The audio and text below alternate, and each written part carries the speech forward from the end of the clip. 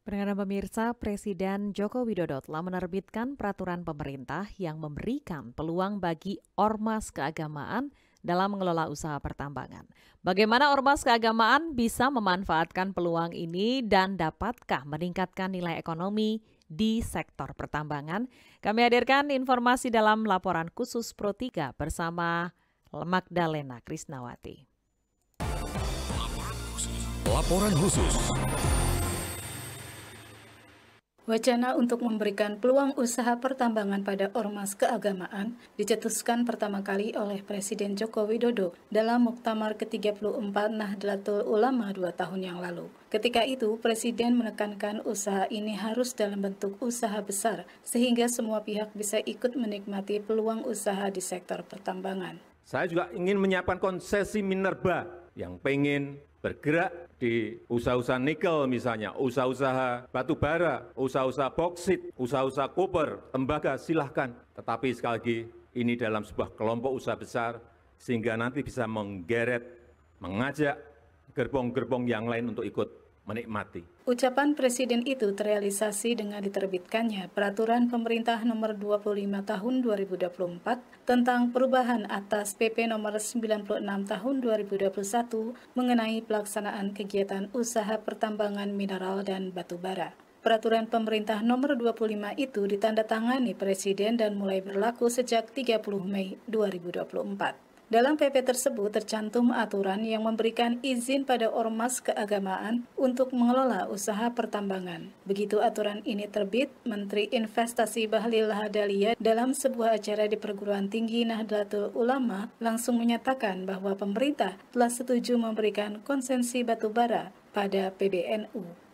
Atas arahan dan pertimbangan dari beberapa menteri, bahkan telah disetujui oleh Bapak Presiden Jokowi, kita akan memberikan konsesi batu bara yang cadangannya cukup besar kepada PBNU untuk dikelola dalam rangka mengoptimalkan organisasi. Menanggapi kebijakan pemerintah memberikan izin pengelolaan usaha pertambangan pada ormas keagamaan, Ekonom Lembaga Kajian Ekonomi dan Keuangan Indef Ahmad Heri Firdaus mengatakan, semangat untuk memberikan peluang yang merata dalam usaha pertambangan memang baik, tetapi yang harus diperhatikan pengelolaannya nanti harus profesional, sehingga sektor pertambangan lebih produktif dan sejalan dengan program pemerintah melakukan hilirisasi di sektor pertambangan. Pengelolaan pertambangan harus diberikan kepada pihak yang tepat lah, gitu ya. Rekam jejak atau katakanlah pengalaman atau seperti apa gitu lah ya. Intinya yang kita punya sumber daya alam, kelola secara produktif untuk kebaikan perekonomian kita. Kemudian juga kan harus diutamakan untuk katakanlah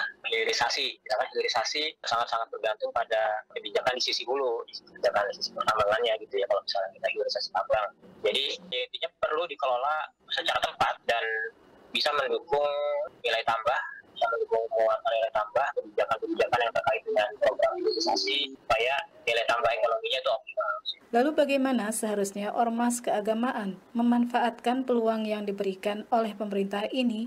Majelis Ulama Indonesia melalui sekjennya Ihsan Abdullah mengingatkan bahwa usaha sektor pertambangan bukan usaha yang sederhana. Jadi harus benar-benar dicermati sebelum memutuskan terjun ke sektor usaha ini agar tidak menimbulkan persoalan di kemudian hari. Dalam pernyataannya di stasiun televisi Metro TV, Ihsan mencontohkan kasus korupsi timah yang saat ini sedang mencuat. PP-nya baru diterbitkan, tentu saja jangan sampai nanti menimbulkan problem di kemudian hari. Mengapa problem? Karena kita juga mendengar keseharian bahwa pertambangan ini amat rumit, kompleks, dan menimbulkan persoalan. Terakhir dengan adanya kisruh mengenai korupsi di pertambangan timah yang nilainya sangat fantastis, 300 triliun, belum lagi yang di Morowali. Nah, tentu ini menjadi persoalan yang harus kita cermati.